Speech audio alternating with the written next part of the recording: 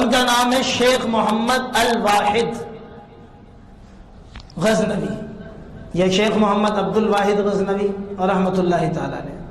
حضرت خواجہ غریب نواز رحمۃ اللہ علیہ ان سے ملے تو دیکھا کہ ان کے جسم پر صرف کھال ہے اور ہڈیوں کا جیسے ڈھانچہ نہیں کہتے, ہڈیاں اور کھال, گوشت کا نام تک نہیں ہے ان کے جسم. حضور خواجہ اجمیر میں دیکھا کہ وہ اپنے مصلی پر جائے نماز پر بیٹھے ہوئے اور ان کے پاس 2 شیر کھڑے ہوئے. حضور خواجہ غریب نواز رحمۃ اللہ علیہ کو دیکھا انہوں نے تو فرمایا آ جاؤ, ڈرو نہیں. تو وہ فرماتے ہیں کہ میں حضرت کی بارگاہ میں خواجہ غریب نواز شیخ محمد عبد الواحد غزنوی رحمۃ اللہ علیہ کی بارگاہ میں بیٹھ گئے. تو انہوں نے فرمایا تو اگر کسی کا ارادہ نہ کرے, یہ جو شعر ہیں یہ بھی تیرا ارادہ نہیں کریں گے. مطلب یہ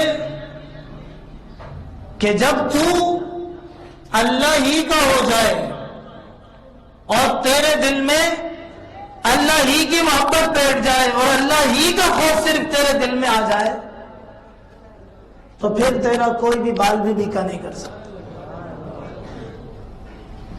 پھر اس کے بعد فرمایا کہ آپ کہاں سے آئے؟ کہنے لگے خواجہ اجمیر عرض کرنے لگے کہ میں بغداد سے آیا ہوں. انہوں نے فرمایا مرحبا, آپ کا آنا بہت مبارک ہو, لیکن یہ بات یاد رکھنا کہ ہمیشہ درویشوں کی خدمت کرتے رہنا تاکہ تم بھی اللہ والے بن جاؤ.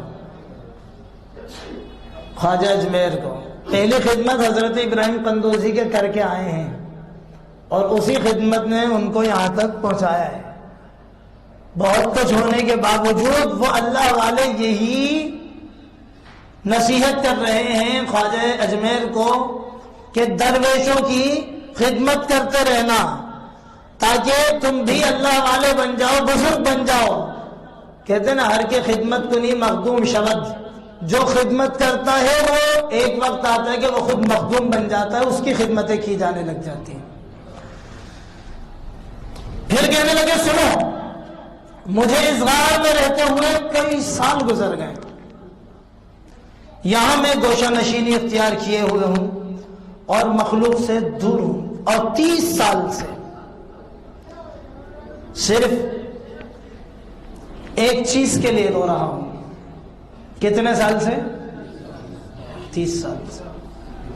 کتنی چیزوں کے لیے رو رہا ہوں؟ ایک چیز کے لیے.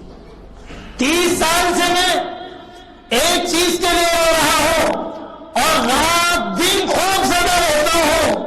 خواجہ صاحب نے پوچھا کہ وہ کیا چیز ہے؟ فرمایا جب میں نماز ادا کرتا ہوں, غور سے سنیے گا, کیا کرتا ہوں؟ جب میں نماز ادا کرتا ہوں تو اپنے آپ کو دیکھ کر روتا ہوں کہ اگر شرائط نماز میں ذرا بھی کوتاہی ہوئی تو نماز گئی, اور جب نماز گئی تو سب کچھ گیا. پھر کہیں یہ نماز قیامت کے دن میرے منہ پر نہ مار دی جائے. 30 سال سے بندہ. آج تو لوگ جو کسی گدی پہ بیٹھ جاتے ہیں تو وہ یہ سمجھتے ہیں کہ ہمارے لیے نماز کی کوئی حیثیت ہی ہمارے سامنے, نماز ہی نہیں چھوڑ پڑھتے اور اپنے مریدوں کو بھی نہیں پڑھنے کی تاکید کرتے, تلقین کرتے. اور وہ بزرگ جن سے خواجہ اجمیر خود ملنے گئے ہیں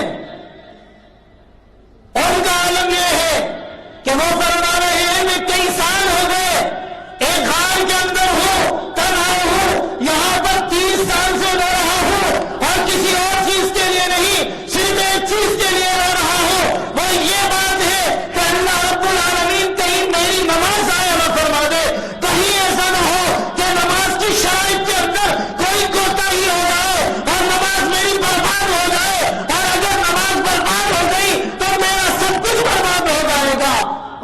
کہیں ایسا نہ ہو کہ میرے سارے عملوں کو میرے منہ پر خواہشیں ہیں بن اپنے کی پرمان کی، خواہشیں ہیں بن اپنے کی پرمان کی، جڑ مسلمان کاٹے مسلمان کی، ظرف بے بس نہ ہو دین مفلس نہ ہو، ہم نہ ٹھہرے غبی یا نبی یا نبی یا